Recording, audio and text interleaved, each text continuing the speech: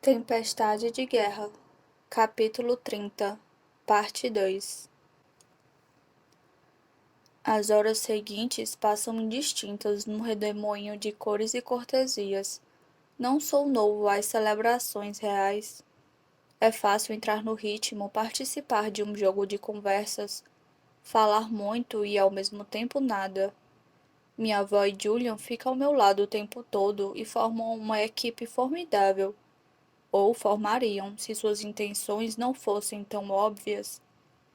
Com Maven derrotado e a guerra terminada por enquanto, sua aliança é instável, para dizer o mínimo. Não há nada que os una além de mim. E me sinto como um moço disputado entre dois cães. Minha avó é mais agressiva, mais audaciosa, uma rainha há muitos anos, que sabe agir tanto na corte como em um campo de batalha. Mas Julian conhece meu coração melhor do que ela. Faço o possível para aproveitar o jantar. É comestível, mas nada comparado aos banquetes que tínhamos. Me pego pensando no jantar oferecido pelo primeiro-ministro Davidson. Embora isto seja infinitamente menos constrangedor, o que Carmadon preparou era incomparável. Não sou o único que nota a má qualidade. Evangeline não encosta em nenhum prato, e sua mãe não ousa dar sua carne nem para a pantera deitada a seus pés. Assim como a eletricidade, como os criados, como as fábricas perdendo velocidade em toda a Norta, a boa comida parece estar ficando mais escassa. Nos campos, nas entregas, nas cozinhas. Eu poderia apostar que a maioria dos cozinheiros do palácio se foi. Minha avó limpa o prato como se não houvesse nada de errado. Vamos perder esta guerra. Não consigo deixar de murmurar, me inclinando para a esquerda para que só Julian possa ouvir. Um músculo se contrai em sua bochecha e ele vira a taça de vinho. Não aqui, Cole. Julian diz, levando a taça aos lábios. O rei gostaria de se retirar? O rei gostaria. Muito bem. Meu tio murmura, voltando a pôr a taça na mesa. Por um segundo não sei o que fazer, percebo que estou esperando ser dispensado, mas ninguém aqui pode fazer isso. O trono é meu e este é o meu palácio. Basta me levantar. Faço isso rápido, limpando a garganta para pedir licença. Minha avó reconhece o sinal rapidamente. Preciso acabar logo com isso. Somos gratos pela presença de vocês hoje e por sua lealdade. Ela diz, com as mãos abertas para comandar melhor a atenção da câmara. Os nobres à nossa frente ficam em silêncio, seus murmúrios e conversas silenciando aos poucos. Todos atravessamos a tempestade, por assim dizer, e em nome de toda a família real, ficamos felizes por tê-los conosco e por Norta estar inteira novamente. É uma mentira descarada, tão fajuta quanto a comida deixada em tantos pratos. Norte está longe de inteira. O salão de banquetes quase vazio é prova disso. E, embora eu não queira ser um rei como Maven, que construiu seu trono a partir de mentiras e desonestidade, não vejo outra opção agora. Preciso ser forte, ainda que não passe de uma ilusão. Coloco a mão no ombro de Annabel, um gesto de cautela. Ela cede, dando um passo atrás para me deixar falar. Uma tempestade passou, sim, mas eu seria tolo de fingir que não há outra se formando no horizonte. Digo o mais claramente possível. Muitos olhos se voltam para mim. Suas roupas e cores variam, mas não seu sangue. Todos sentados aqui são prateados e estremeço com o significado disso.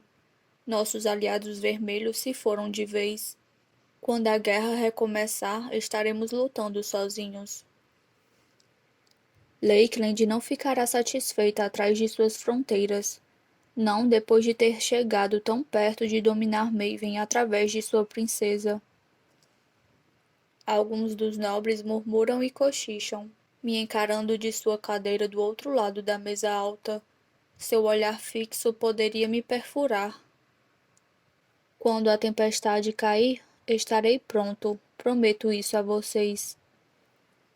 Pronto para lutar, para perder e provavelmente morrer.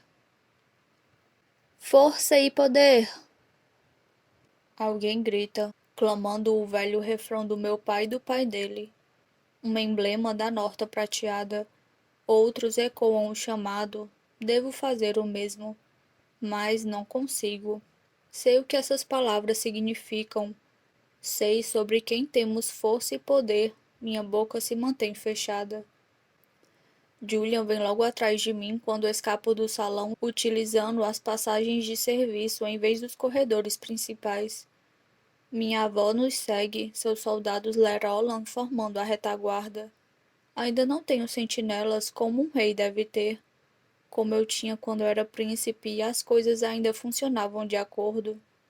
Temos motivos para desconfiar dos guardas que protegiam Maven, ainda que muitos deles tenham jurado sua lealdade com suas casas. Encontrar guardas só meus, pessoas com quem possa confiar, é apenas um item numa lista cada vez mais longa de coisas a fazer. Só de pensar fico exausto. Estou bocejando quando chego à porta dos meus aposentos temporários.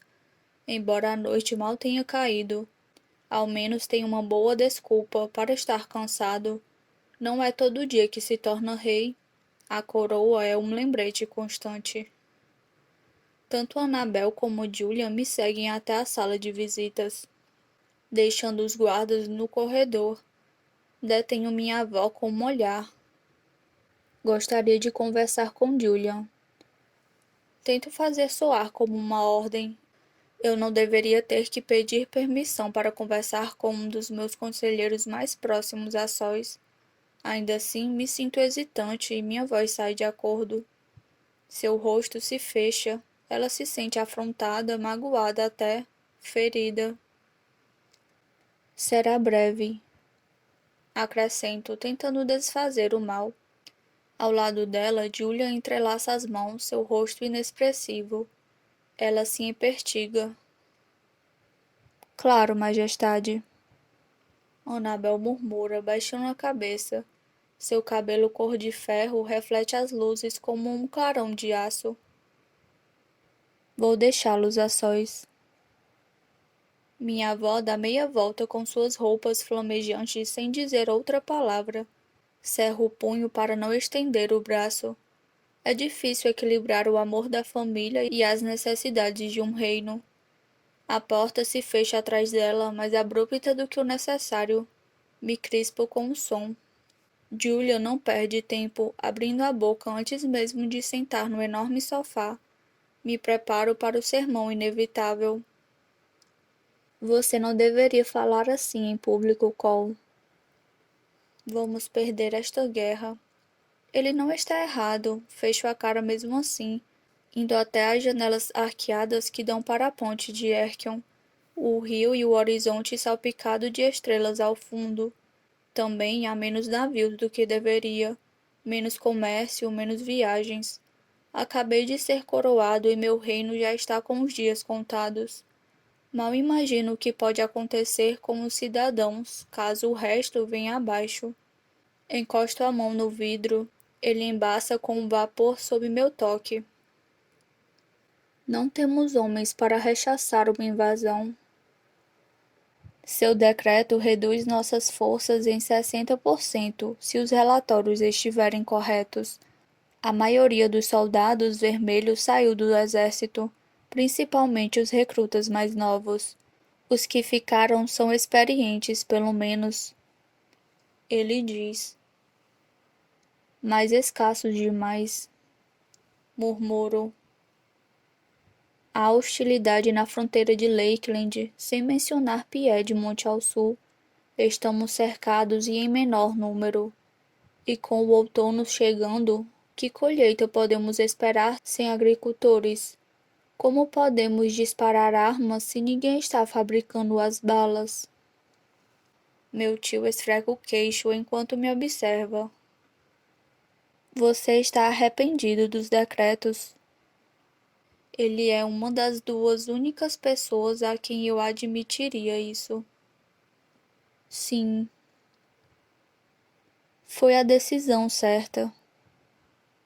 Por quanto tempo? Não consigo deixar de retorquir. Inflamado de calor, dou as costas para a janela, começando a desabotoar o paletó. O ar mais frio atinge minha pele febril. É refrescante e relaxante. Quando Lakeland vencer, vai eliminar tudo o que tentei fazer. É assim que as coisas funcionam, Cole. O tom calmo de Julian só me inflama mais. Depois das grandes revoluções, das maiores mudanças na sociedade, foi preciso tempo para o retorno ao equilíbrio. Os vermelhos vão voltar a trabalhar com salários justos e melhor tratamento. Eles também precisam se alimentar e proteger suas famílias. Não temos tempo, Julian, murmuro exasperado. Acho que alguém vai ter que retraçar seus mapas em breve. O reino de Norta vai cair. Do sofá, ele me acompanha com os olhos enquanto ando de um lado para o outro. Creio que eu deveria ter perguntado isso há dias, mas tem algum motivo para estar tão afeiçoado à ideia deste reino e desta coroa? Em vez de acelerar, minha mente fica mais lenta. Minha língua parece pesada na boca, uma pedra segurando tudo o que eu poderia tentar dizer. Diante do meu silêncio, Julian prossegue. Você acha que vamos perder, que você vai perder, por causa dos decretos e mudanças que decidiu fazer, porque não tem aliados. Ele se estende no sofá, então aponta para a janela como se estivesse se referindo a tudo lá fora. Fez quase tudo o que a Guarda Escarlate e Montfort pediram. Entregou o que eles queriam, com exceção disso. Julia aponta para a coroa ainda na minha cabeça. Por quê, se sabia que não conseguiria ficar com ela? Minha resposta parece boba, como se viesse de uma criança, mas eu a digo mesmo assim. É a coroa do meu pai. Mas a coroa não é seu pai. Ele diz rápido, levantando. Em 2 passos me pega pelo ombro e sua voz se suaviza. Tampouco sua mãe, e não vai trazer nenhum dos dois de volta. Não consigo olhar para ele. Julian parece demais com ela, como a sombra da minha mãe que carrego na cabeça. Um desejo e um sonho, provavelmente, não um reflexo real, uma impossibilidade. Maven foi torturado por sua mãe que vivia e respirava, mas eu também fui torturado pela mulher que tiraram de mim. Isso é quem eu sou, Julian. Tento manter a respiração firme, falar como um rei. As palavras fazem sentido na minha cabeça, mas saem erradas, trôpegas, hesitantes. É tudo o que eu conheci na vida, o único caminho que quis ou que me fizeram querer. Meu tio aperta as mãos em meus ombros. Seu irmão poderia dizer o mesmo. Aonde isso o levou? Eu me pertigo, olhando furioso para ele. Não somos iguais. Não, ele responde rápido. Então sua atitude muda e uma expressão estranha toma conta dele. Julian estreita os olhos, os lábios se fechando numa linha fina e triste. Você não leu o diário, leu? Baixo os olhos outra vez, envergonhado do medo que sinto de um simples caderno. Não acho que consiga. Sussurro quase inaudível. Julia não tem piedade de mim, não me oferece qualquer consolo. Ele recua, cruzando os braços. Não precisa de muitas palavras para me repreender. Bom, mas precisa ler. Diz apenas, assumindo o ar professoral novamente. Não apenas por você, mas pelo resto de nós. por todos. Não entendo como o diário de uma mulher morta pode ser útil agora. Então espero que encontre a coragem para descobrir. A leitura é como empurrar uma pedra na lama, lenta, difícil, insensata. As palavras me puxam com seus dedos de tinta, tentando me conter. Cada página é mais pesada que a anterior, até não ser mais, até a pedra estar rolando morro abaixo e a voz que dei à minha mãe ecoar na minha cabeça, falando mais rápido que minha mente permite. Às vezes meus olhos se turvam, não paro para secar as lágrimas das páginas, deixando que marquem o passar da noite. Às vezes me pego sorrindo. Minha mãe gostava de consertar coisas, desmontar e construir, assim como eu. Às vezes até gargalho. A maneira como ela fala de Julian, da rivalidade afável entre eles, de como ele lhe dava livros que ela nunca leria. Quase consigo me convencer de que está viva, sentada ao meu lado em vez de confinada a um diário.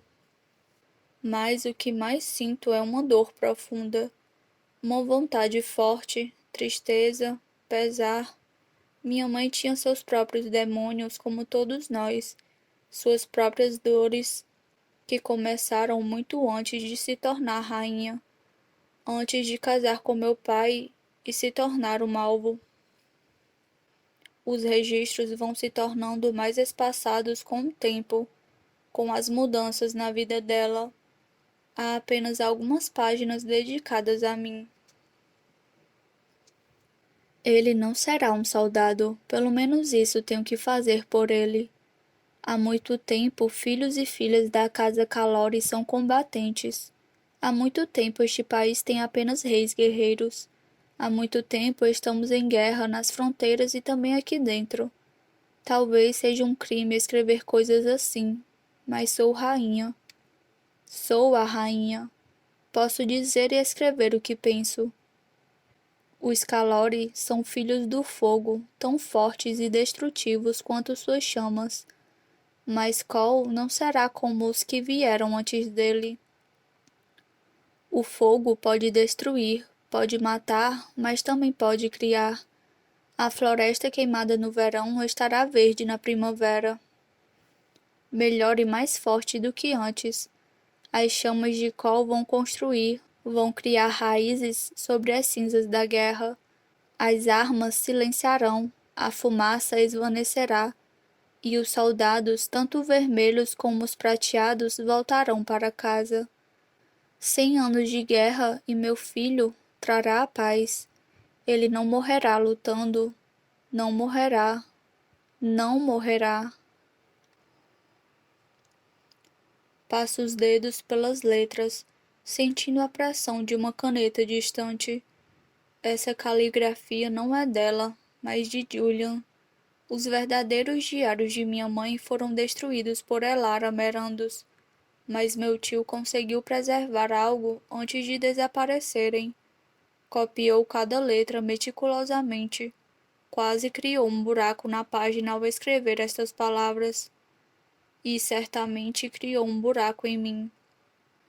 Coriane Jacos queria uma vida diferente para o filho, completamente distinta de como fui criado, disso em quem meu pai me transformou. Me pergunto se há algum destino entre o que cada um dos meus pais queria para mim, um caminho que eu de fato possa escolher. Ou será tarde demais?